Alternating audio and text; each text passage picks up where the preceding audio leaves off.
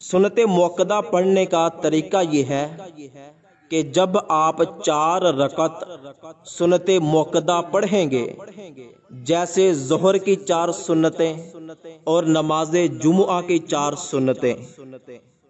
تو جب قعدہ اولیٰ میں آپ بیٹھیں گے، یعنی 2 رکعتیں پڑھنے کے بعد جب آپ بیٹھ کر التحیات پڑھیں گے تو عبدہ و رسولہ تک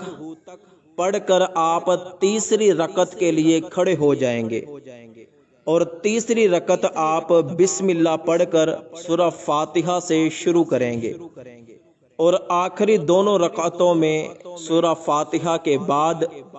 کوئی دوسری سورت بھی پڑھی جائے گی۔ لیکن جب آپ سنت غیر موقدہ پڑھیں گے، یعنی نماز عصر اور نماز عشاء کی 4 سنتیں، یا ایک سلام کے ساتھ 4 نوافل پڑھیں گے، تو اس کے پڑھنے کا طریقہ یہ ہے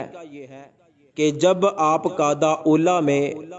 پہلی 2 رکعتیں پڑھنے کے بعد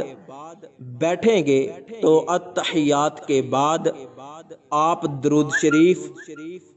اور دعا آخر تک مکمل پڑھیں گے، پھر تیسری رکعت کے لیے کھڑے ہوں گے اور آپ تیسری رکعت ثنا سے شروع کریں گے، پھر سورہ فاتحہ اور قرآن پاک کی کوئی دوسری سورت پڑھیں گے۔ تو اسی طریقے کے مطابق آپ 4 رکعت سنت موقدہ اور ایک سلام کے ساتھ 4 نوافل پڑھیں گے۔ یعنی فرق یہ ہے کہ سنت موقدہ میں 2 رکعتوں کے بعد التحیات و رسولہ تک پڑھ کر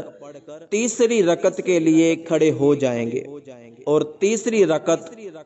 بسم اللہ سے شروع کریں گے، پھر سورہ فاتحہ اور ساتھ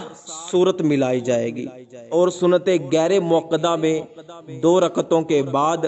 قعدہ اولیٰ میں التحیات بھی پڑھیں گے،